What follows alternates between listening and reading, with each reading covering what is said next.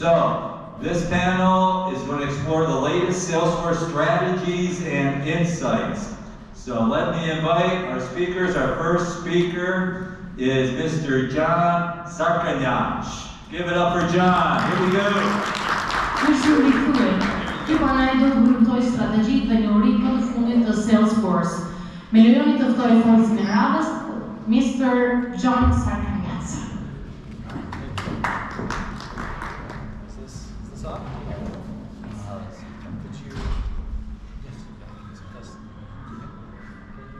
Everything? Click something? Just, okay, thank you.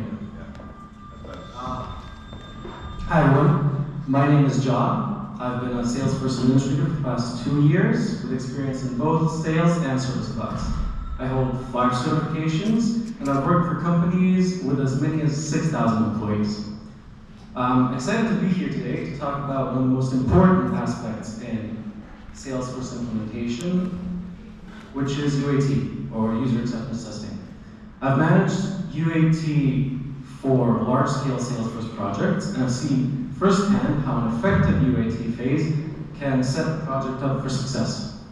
Today, we'll explore best practices, common challenges, and strategies to make sure your UAT phase goes as smoothly and impactfully as possible. So let's talk about it. Let's go to the basics. User acceptance testing is the last stage before a system or a solution is deployed to a live environment. It's when end users test the system to make sure that it meets their business needs. Key players include business analysts, Salesforce admins, project managers, and end users all working together to ensure that the system is ready for deployment. So why is UAT so important? It's how we prevent costly errors down the line, and it's how we build trust among our users. And you'll see just how critical trust is in the UAT phase. A successful UAT phase isn't just about testing, it's about creating a system that users feel comfortable with and use it with confidence from day one. You have to make it feel like it's theirs. UAT has 3 objectives: to validate that the system works using real-world scenarios, to catch and resolve any last-minute issues, and to build user confidence in the system. At this point, you're working together with your users, intentionally letting them break it so it doesn't happen when you go live. Preparation is the foundation of a successful UAT phase. First, we need a clear objective. What are you testing? Workflows, integration, data accuracy, user capabilities. Involve stakeholders early. This is effective. Create test scripts that reflect real-world scenarios. And for example, if you're testing lead conversion, make sure that your script covers every step, from converting the lead to closing the deal. We really want to be detailed in this first phase so we can set the stage for productive testing. Engaging users effectively is key to UAT success. I like to start by providing targeted training sessions. Don't assume users will know everything. In fact, assume the exact opposite. They need your guidance so that they can know what they're testing and how to document it. Highlight the importance of their feedback. Let them know that their input shapes the final product, because it doesn't. And in bigger companies, it makes a world of difference when you identify power users who can help you by teaching their own teams. Creating video tutorials can also be a practice that saves a lot of valuable time and resources. And it's wise to set clear expectations around timelines and what kind of feedback is most useful. So you can focus on something that you can actually implement. It doesn't really help much when you get feedback like saying, why is this button blue, or the generic response that's not user-friendly. And like any process, UAT comes with challenges. Time constraints can lead to rush testing, which can be solved by going through phases, where different aspects of the system are tested in different stages. User fatigue is another challenge. UAT can be repetitive and tiring. Try to keep sessions short and manageable. Remember, users are involved in UAT in addition to their regular responsibilities. Vague feedback can also hinder progress. Users can have personal preferences that don't really fit our solution, so we kind of have to guide them back and explain why the system is set up as it is. Train users to provide specific feedback that we can reproduce, such as explaining what happened when the issue occurred, which makes everything easier on our end. And always be ready for pushback on all levels. It's a battle till the very end. But we can have an easier time with feedback. Feedback is the heart of UAT. So collecting and acting on it efficiently is critical. We should use centralized tools like a single document and task trackers to log all feedback in one place. Prioritize issues based on their importance. Focus on high impact ones before going to the smaller ones. And remember to keep users informed. Once they see that their feedback is being addressed, it builds trust and it motivates them to stay engaged. And as UAT concludes, it's time to transition to go live. Conduct a final review to ensure all issues are resolved, prepare resources for post-launch support such as FAQs or help desk, so users have someone to turn to if they need any help. Lastly, gather sign-ups from key stakeholders, and this step ensures everyone is aligned and ready for a smooth launch.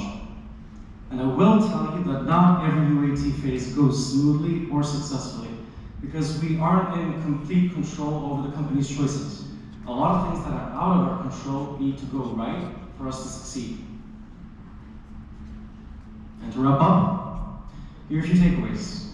First, presentation and planning lay the groundwork for a successful UAT phase. Second, engaging users and acting on their feedback is critical to effective testing. And finally, collaboration and clear communication ensure a seamless transition to go live. With these strategies, you can make UAT a powerful part of your Salesforce implementation process. I want to thank you for being here today, for your time and attention. I hope what I went through today made UAT just a little bit clearer. Now we have time for questions, and if you're shy, it's okay. You can talk to me after the presentation, or you can reach me through my LinkedIn profile. Thank you. Is this mic working? Do you hear me? Through the mic? Just turn on. Turn it on. Who's tech savvy here? Hello? How long does a UAT take? It depends, it varies. It very much varies from company to company. I've been in companies that still haven't finished with their UAT phase, but it can be from as little to a month to as long as forever, so it really depends. But it's very disruptive because you're using people in the business to do it, right? It does, and yes. They have day jobs. Yes, believe me, I know how it's just been like I've been in companies that for the entire time I've been there, we've been only in the UAT phase, and it's been hell for both the employees and the Salesforce team. So last question, Yeah. is functional acceptance testing the same as user testing? No, because it involves the end users that wouldn't typically be knowledgeable about background processes, let's say in Salesforce. So you just want them to be able to do their own tasks without having any knowledge of Salesforce. I think that's a key difference. But you should always do functional testing first. Yes, because user acceptance testing is the last phase. So it's you're all done with everything works from where you sit, and you're giving it to your users so they can do a little testing and see if it works or not. If they want something tweaked or removed or anything. Can you give one specific example of a UAT you did with a particular company? What do you mean? Well, just an example. Did you work with a bank? Did you work with a manufacturing company? I worked for a company that dealt with clinicians, with onboarding, recruiting, with scheduling, with training, and I feel like that's been the worst experience I've had, and maybe they've had. So it was like there wasn't really much control, and they were hesitant over whether they should go through with Salesforce at all. So because of the insecurity, let's say, of management, because they didn't know, they couldn't push so far for us to do the final checks. We work in an eternal UAT phase, which doesn't really move, and it's in a constant state of we need to fix this, we need to implement this, which are really just quality of life changes, but don't really change the function. And the function is what's important. Because we can go on for days about how I want this to look or that to feel, but it's not what matters to the company and the users. I hope that answers your question. Thank you.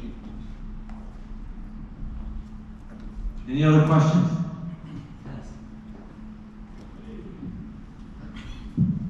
Because I know you, can you tell us how did you decide to go with Salesforce, knowing from your previous career? Thank you. I'll have a presentation on this next year, probably. So.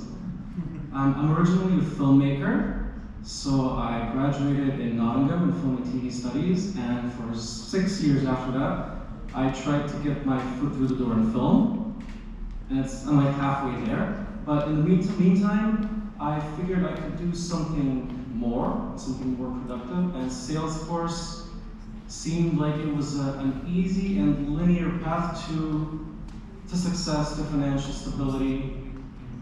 And it really is, like, I went through the admin certificate, I got a job immediately after, which you wouldn't be able to do with a film degree, of course.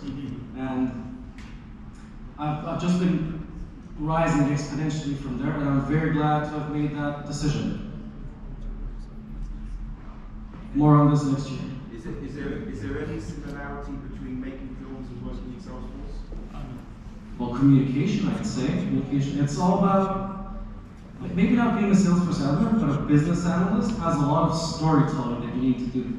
Because you're the bridge between, let's say, management and the system, and you have to paint a picture for management how the system will work, what it will do, and you have to not dilute, but you have to simplify everything so it's easy to digest and it's not full of technical jargon, which people don't usually, and I wouldn't expect them to, they wouldn't understand. So it's storytelling, definitely, communication. Thank you for the question.